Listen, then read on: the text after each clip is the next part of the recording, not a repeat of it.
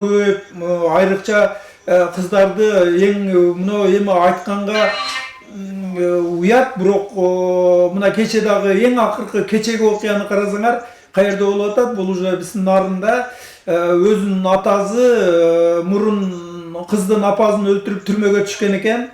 Түрмөдөн келип алып эми өзүнүн 13-14 жашар кызын 2 жылдан бери ошол аялдыкка пайдаланып, ушундай жоруксуз, ушундай биздин айрыкча мына биздин кыргыз деген нарктуу, барктуу, улуу, биз мына азыр тарыхыбыз 2-кылымдан бери такталган тарыхыбыз бар, улуу элбиз. Бирок акыркы убакта ошо улуу, нарктуу, барктуу дегенди кетирип, кыздарыбызга мамилебизди өзгөртүп, ушундай жапайычылык же болбосо жаңы эмнелерди эмне кылып атабыз да.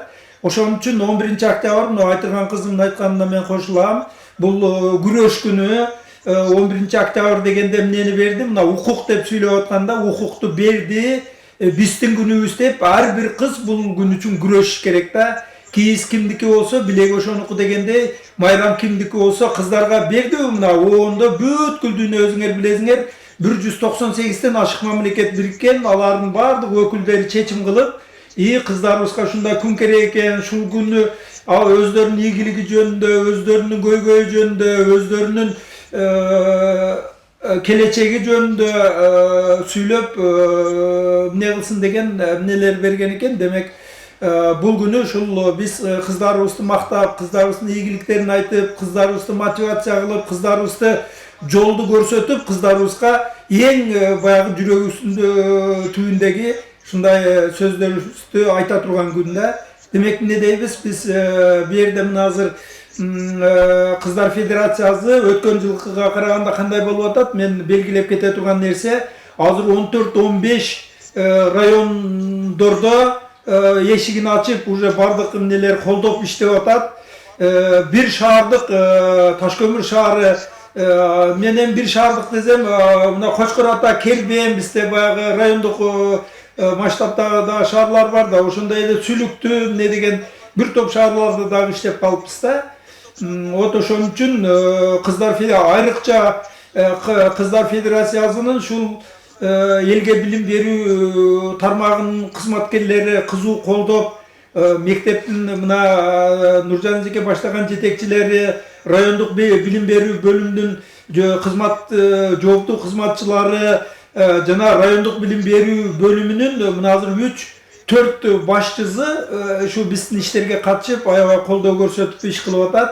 Бул өткөн жылкыга караганда өтө чоң мындай алга жылыш. Буйруза эмки жылы Кыздар Федерациясы бирге аракеттен кыздар кыймылы ушул республиканын тең жарымындагы эм айыл райондорунда иштеп, шаарларда дагы өзүнүн таасирин кеңейтип, эшиктерин, мектептерин көп, мектептердин эшигин ачып, көп кыздарга өздөрүнүн укуктары жөнүндө, ден соолугу жөнүндө, өздөрүнүн эмнеси жөнүндө, кыздар лидерлиги жөнүндө же башка маалыматтарды берип, жолдорду көрсөтүп, ынтымагын арттырып, достоштуруп, кыздарыбызды бириктирип, бир муштумга бириктирип, буйруза үнүн чыгарып алган дейт деп мен ишенемин. Аталар кыздарды биз колдойбуз, кыймылы биз колдойбуз.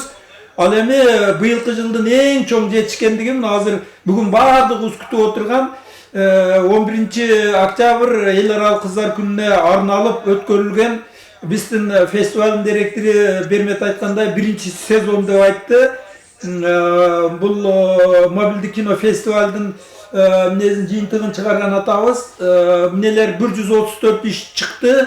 Анын ичин карасак, кыздарыбыздын ушул ийгиликтери, аябай сонун жетишкендиктерин айтышып, өздөрүнүн алдыдагы пландарын айтышып, мотивация кылып бири-бирине жол көрсөтүп, ошондой эле эмнебиз өзүнүн турмушундагы аябай баягы оор жагдайлар, өздөрүнүн көйгөйлөрүн коомго жеткерип, достору менен бөлүшүп, биз баягы эмне кылып атканда бир кыздын тарыхы 1000 кызга сабак дегендей кылып туруп, ушундай бири-бирине үнү жетсин, бири-бирин тарбияласын деген максатта эмне кылдык эле. Фестиваль чынында аябай ошол биринчи эле чү дегенде эле ушундай эмнелерди эмне кылып атат.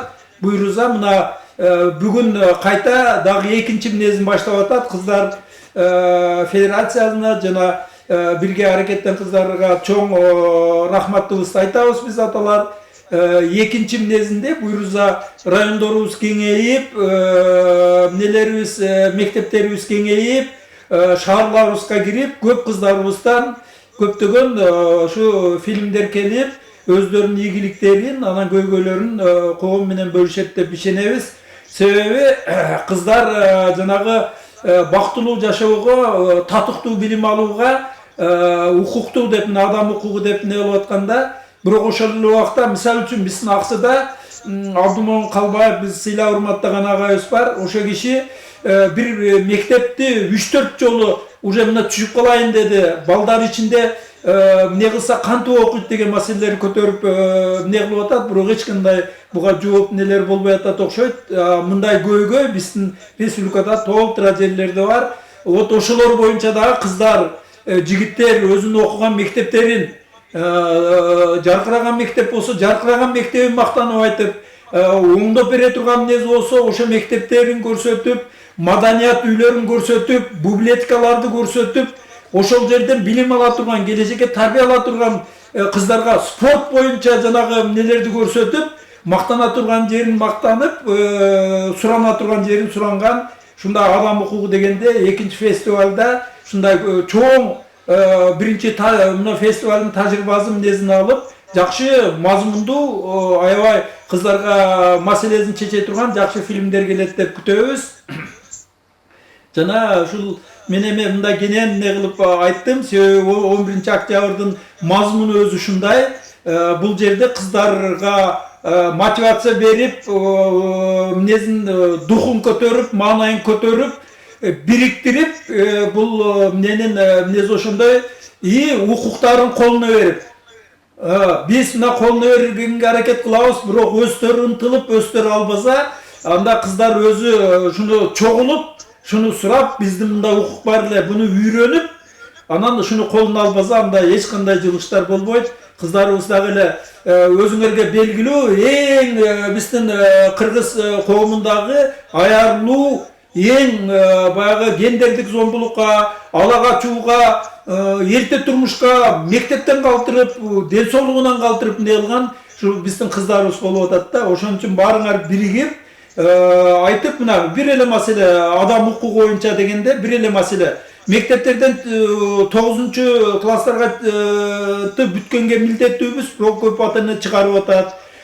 Ден соолугун караганда ар бир неде подростковый ушу врачтар айрыкча мына жаратылыш өзү нени коюп коюптур. Өзүңөр эне болуу баксыз дегенди көрдүңөр. 11-12 жашыңардан баштап ушундай белгилерди коюп жараткан, камынгын, буйруса эне болосун дегенди нелерди коюптур. Ал боюнча демек мамлекетибиз эмне кылыш керек? Эртең ушундай жакшы ден соолугу чың, жакшы балдар боло турган болсо, анда мына 7 подростковый гинеколог бар экен Кыргызстан боюнча.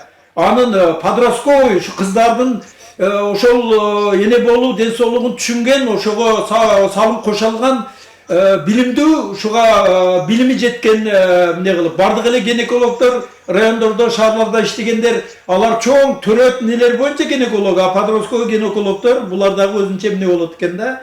Андайлар мына жок да.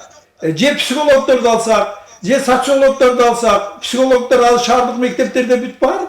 Айлык эң ошо эмне кылган зомбулукка көп туш болуп эмне кылган, ошого эмнеси көп. Айылдык мектептерде эмнелерде ошондой эмнелер жок. Себеби адистер азыр штат ачыклады деле, ал жерлерге адистер жетпейт. Анан кийин эмнелер боюнча, соцпедагогдор боюнча дагы мындай дайындап коет дагы, ошо соцпедагогдордун потенциалын көтөрүп, кайра жыл сайын окутуп, алар кантип коргош керек? Кыргызстанда ушул балдарды, уул бала, кыз балдарды коргоо кандай механизмдери бар? Ошол боюнча соцпедагогдордун өзүн жакшы окутуп, анан биз мына Кыздар Федерациясы менен бирге аракеттенген чоң рахмат. Ар бир мектептеги кыздар уюмдары же кыздар кеңештери менен жакшы кызматташууну баштады эле. Мына көрдүңөрбү, аябай чоң эффект берип атат. Ошого мен узак эмне кылдым, себеби Bul aytkaным келечекке үндөп атам. Buyursa 2022 жылдын 11 октябрында Kızlar Federasyası Kırgızistan'dın jana bir hareketten kıymılı Kırgızistan'dın 60% şul ayıl rayonlarında hazır kançasında hazır kança payız bolup kaldı 35 3'ten 1 andan da 40%'ke jakın уже nege barıp kaldı. Emki жылы dagı bir kadamlar jasap buyursa. Bul жерден айтып kete turgan nerse mına keçegide Noken Kızlar Federasyası anın atalar bu ne kılgаны Zarbek agay 2 жылдан beri hareket kılıp жүрüp Şaşenkul agayдын jardamı menен Bazarkorgondун eşigini açıp birinci жолу Bazarkorgondо Akman деген жерде жана Tekebаевдин Бекмурат Осмонов деген кандай уулдар чыккан айылга барып туруп тренинг өтүшүп ал жердеги кыздар эжекелер менен таанышып анан жакканы мен ушул мектепте окудум эле шу мектептин кулуну элем деп мен силерге ырдап берейин деп зыңкылдап баягы ырдаган эжекелер буюрса биздин кыздарыбызга жакшы эмне кошуп